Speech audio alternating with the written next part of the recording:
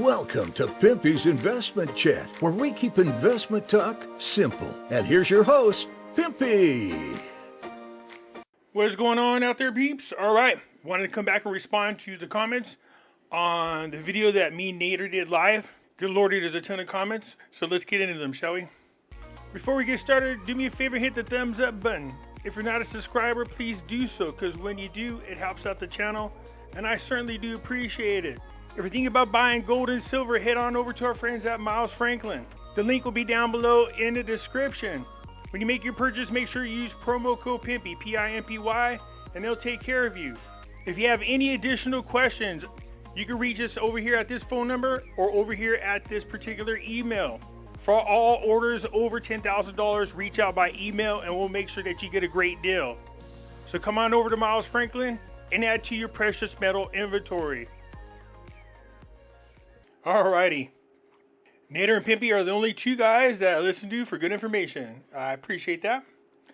I like Pimpy and Nader to get here. They make better sense than anything I've heard so far. Again, I appreciate the comments. We do get some haters out there though, and I understand why.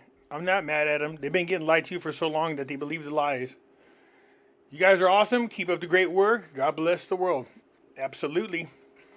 This is the best video I've watched in 2 years that I've been involved with the Iraqi dinar. Thank you, Pimpy. Thank you, Nader, for keeping it real and explaining things. Well done. I appreciate you guys tuning in.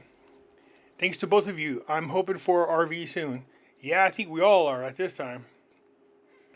You have to remember, all this has already been in the making for 2 to 4 years, so it will happen quickly. So I don't believe this, and God said He will take care of it. That's all I need. Nader, I miss seeing you. Love you. Please get back on soon. God said He took care of this already. I don't remember when He broadcasted that, but we'll go with that. This is a great video. Thank you. Thank you. Pimpy, wouldn't small increments of 10 to 15% take another 20 years just to get back to a 1-to-1? Well, I mean, I was just throwing out some numbers. You know what I mean? I didn't want people to get the impression that I was talking about jumping up, like $2, $3 at a time. So that was just an example, okay? Y'all should do this more often. Great information and great conversations. Thanks to the both of you. Can you post Nader's new page, please? I think you guys got that now, right? He might have dropped one of his channels and kept the other one. Pimpy, let Nader talk. Why would you need to drop 3 zeros until the dinar revalues? You would be back to needing suitcases full of bills at the current value. Why do you need to wait until the dinar revalues? Well, here's why. So take all the currency that you have, the Iraqi dinars, take all of it, add it together, then drop 3 zeros off. Now multiply that times whatever rate they give you. Do you see the difference? We would like to keep the old bills and have the exchange rate go up a little at a time so we can at least make some kind of money off this. Awesome, just got here. Thanks for joining in. So what do you think of the so-called level playing field? Does this have anything to do with the BRICS and basket exchanges? There's a lot of countries out there with fiat dollars. They used to have gold-backed or asset-backed currencies, and then all of a sudden, they all went to fiat currencies, so this way these countries could spend money out the yin-yang. And it was a bad move. This is why we are in the situation that we are now. If we're going to go to a currency reset, which I think we should, then they need to have currencies that are backed by something that's intrinsic, like gold, oil, things like that. My concern would be for those countries that don't have resources, how does that keep them on the level playing field? Keep talking about what Iraq is going to do. It's what the U.S. says they're going to do. The U.S. isn't going to give them back their sovereignty without a hefty price. Oh, I think the Iraqi people have paid that hefty price for a long time. I mean, God only knows how much oil we took from Iraq. Pimpy, let me ask, will people become millionaires in a scenario that you believe this will play out? Meaning you hope this goes up gradually and you still keep the face value of the IQD we hold. In this scenario, does one become a millionaire? There's no way to know for sure. That really is just going to depend on what it is that Iraq does. Unfortunately, we don't have no say-so in the matter. So we'll just have to keep an eye on Iraq and watch their progress as they go along. Okay, I'm confused now for real. Sorry about that. If you have a question, let me know. Pimpy is positive all the time, and he lets us know what to look forward to. Been his fan for years, and I appreciate that. Not everybody gets it. Great info, thank you. Kuwait Wealth Fund wasn't that great to create that much of a difference at the time. Also, their oil fields were burning and cities were destroyed at the time. And a lot of insiders made a fortune off currency from a war-torn city. The Wealth Fund couldn't touch that mess at the time. Just can't see your Kuwait Wealth Fund narrative, Pimpy. Well, first thing, in 1990, Kuwait's Wealth Fund was worth $100 billion. So it was large. That's like 30 years ago.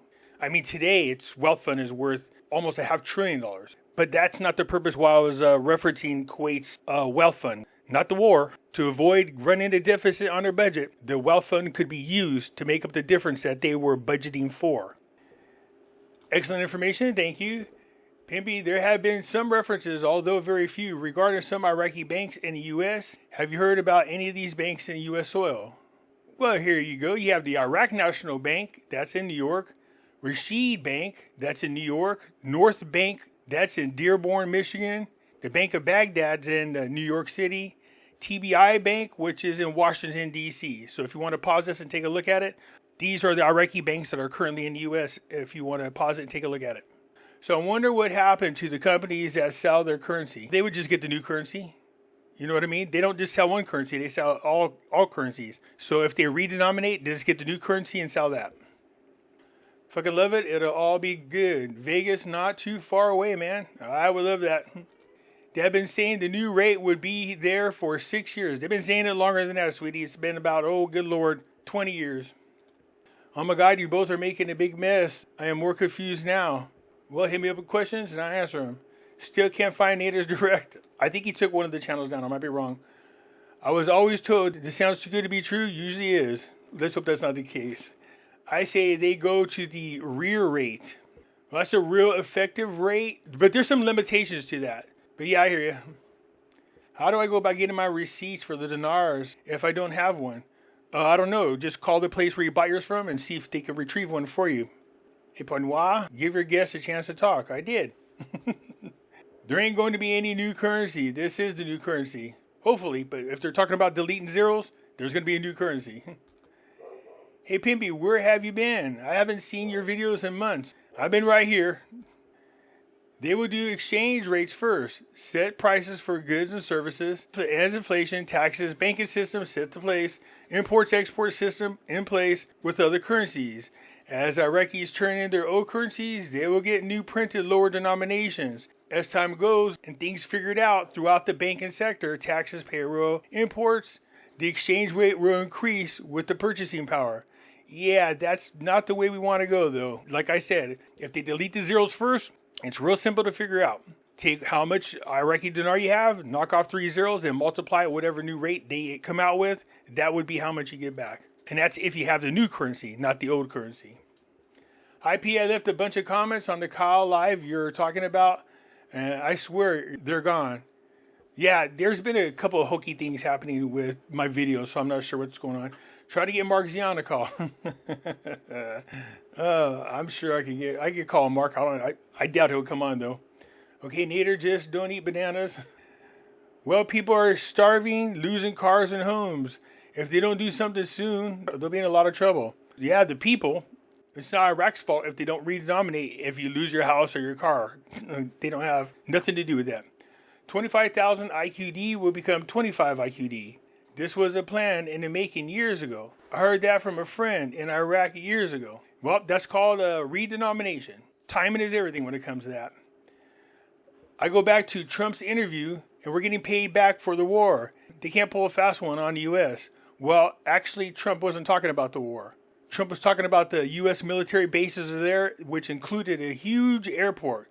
If they were demanding for the U.S. to pull out, then Trump was going to demand for them to pay for that. Not the war, the airport. This is chess, not checkers. Y'all have to have strategic plan for your currency. Yes, you should. It's going to happen. I've been saying this for 4 years. You can't revalue hyperinflated currency. Well, that's not true. They've changed the value of the currency more than one occasion, so it can't be changed. If this horror story turns out to be true, what keeps U.S. from exchanging in Iraq?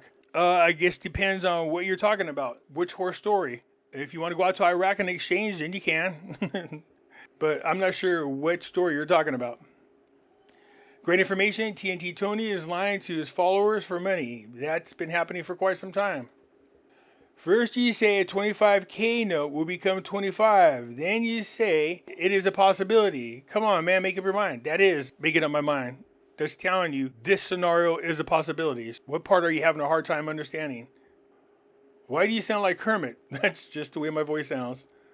That's hilarious. People don't like what Pimpy has to say. But the gurus hopium, nothing comes out from what they say. You would think that the people would be mad at the hopiums that are never right. How can some say, we don't know the time and the date, but give us a date? Can you say stupid?